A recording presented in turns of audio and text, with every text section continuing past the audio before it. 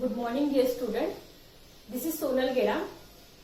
So, as we already discussed from the last lectures, the entropy changes for the solid, liquid, gases, for the different type of processes also.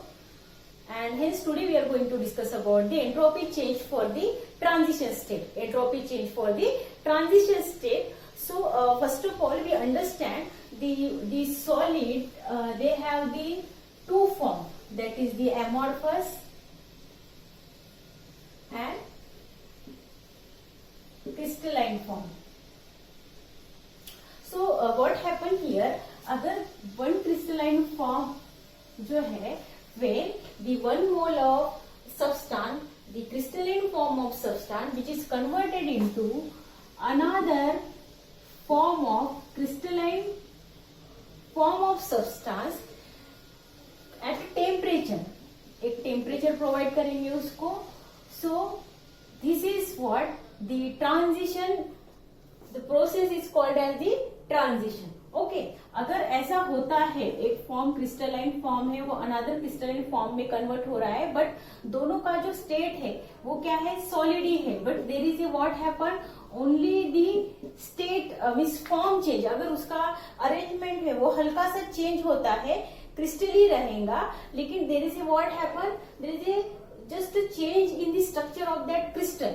Okay, so at that temperature, वो temperature को बोलते हैं transition temperature.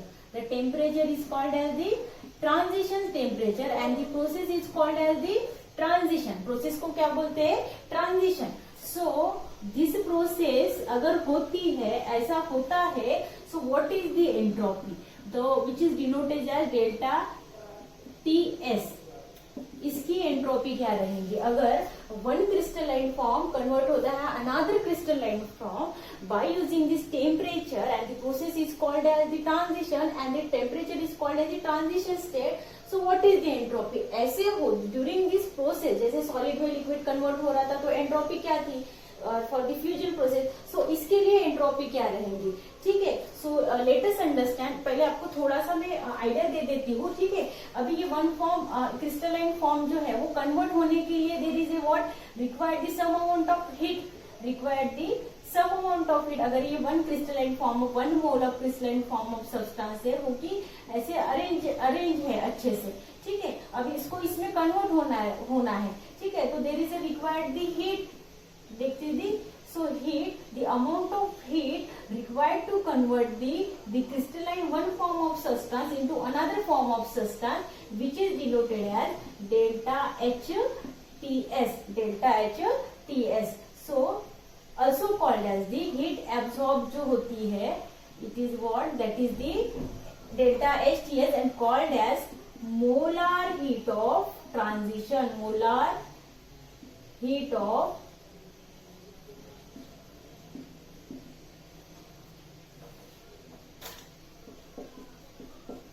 molar heat of transition. So this is this, okay. And the temperature, कौन से temperature हो रहा है, that is the transition temperature. So one thing you have to keep in your mind, वहां पे फेस चेंज नहीं हो रहा है, solid is solid as it is, but वहां पे थोड़ा सा जो क्रिस्टल का अरेंजमेंट है वो चेंज हो रहा है. तो ऐसे टाइम पे एंट्रोपी क्या रहेंगी.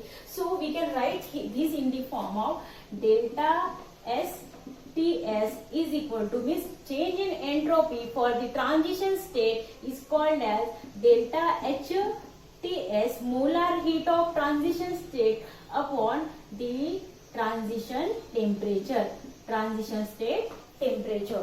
So this is for the entropy for the transition state. So we can understand by the taking the example. You already know about the in 12th standard the sulfur have the 3 allotropes, that is the plastic sulfur, rhombic sulfur and monoclinic sulfur. These last 2 sulfur, rhombic sulfur and monoclinic sulfur, they are वो जो रहते हैं दोनों एक का दूसरे में convert कर सकते हैं. Means rhombic sulphur is converted into monoclinic sulphur by using the temperature. जो पर्टिकुलर उसको टेम्परेचर प्रोवाइड करेंगे वो टेम्परेचर को बोलते हैं ट्रांजिशन टेम्परेचर. वो टेम्परेचर पे वो कन्वर्ट होगा मोनोक्लिनिक में और फिर से मोनोक्लिनिक कन्वर्ट हो सकता है रोम्बिक में.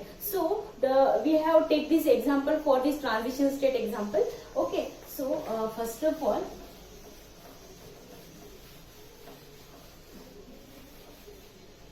so suppose this is the sulphur, that is the rhombic sulphur acid configuration, इसका जो है एसिड है, ठीक है। अगर यहाँ पे लेते हैं, सो दिस सल्फर जो है वो पहले ऐसे सपोज ऐसे अरेंज होगा क्रिस्टल में, ठीक है, ठीक है। सो अगर इसका कन्वर्ट करना है, इसको कन्वर्ट करना है, ठीक है, किसमें, मोनोक्लिनिक सल्फर में, किसमें, मोनोक्लिनिक सल्फर में। सो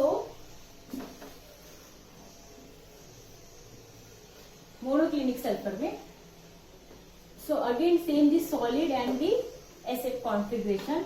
सो ये इसको अगर करना रहता है तब ये जो है वो मेल्ट हो जाता है, क्या हो जाता है, मेल्ट होना जाता है। This is the rhombic sulphur and this is the monoclinic sulphur. This is only for your understanding. इसको और भी बोलते हैं, this is the alpha sulphur also.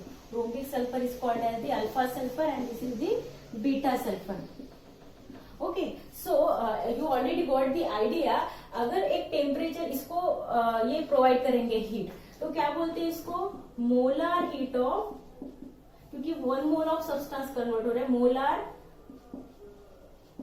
Heat of transition, that is delta H T S. Okay, and the temperature, इसको melt करना है, ये heat absorb की, और मेल्ट होने के बाद वो कन्वर्ट होता है, ठीक है। ये सॉलिड में रहता है, थोड़ा सा हल्का सा मेल्ट हो जाता है। मेल्ट होने के बाद जो क्रस्ट फॉर्म होता है उसको फिर से ड्राई करते हैं, फिर से वो सॉलिड में कन्वर्ट होता है, मोनोक्लिनिक सल्फर, ठीक है। तो इसके बाद यहाँ पे जो टेम्परेचर लगता है इसको कन्वर्ट होने को, दैट इज द 369, और ये टेम्परेचर को बोलते हैं that is the transition temperature for converting. ये यहां से यहां से यहां ऐसे कन्वर्ट हो सकता है। देखो मैंने दोनों भी एरो यहाँ पे दिखाए हैं, ठीक है। अभी इसको बोलते हैं which is denoted as T transition temperature, ठीक है। अभी we have to write in the form of our equation, delta S T S is equal to delta H T S upon what, that is the transition state temperature, and this is what we will get the idea about entropy for the, that is the transition state. One more extra thing is what, ये जो है अगर 369 से ज्यादा हो गया तो ये मोनोक्लिनिक सल्फर दिखाएगा, 369 के बिलो हो गया ये दिखाएगा that is the rhombic sulfur, and this is what the monoclinic sulfur। अगर इससे अबव हो गया और इसके बिलो हो गया तो, so this is only for extra information for you. But ऐसी क्रिस्टलाइन सब्सटेंस अगर वन फॉर्म से अनदर फॉर्म में हो रहे हैं, लेकिन उसका ये चेंज हो रहा है क्या, दैट इज स्टेट चेंज हो रहा है क्या, नहीं।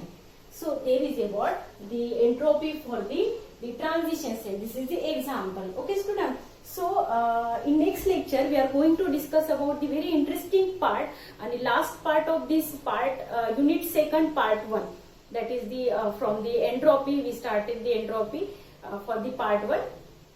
okay, so in that we learn about the अगर गैस जो है, अभी तक अपने सिंगल गैस का देख रहे थे कोई भी प्रोसेस में, ठीक है, एक सिंगल फेज के लिए एंट्रोपी देख रहे थे। अभी अगर मिक्स करेंगे दोनों भी गैस को, अलग अलग गैस को या फिर गैस को अगर अपन मिक्स करने के बाद what is the entropy, before क्या रहेंगी और आफ्टर द एंट्रोपी क्या रहेंगी, we will see in next lecture, that is called as that is the entropy for the mixing of gases. Entropy for the mixing of gases we will see in next lecture. So in next lecture we complete our part, that is the A part of the thermodynamics unit 2. Thank you so much student.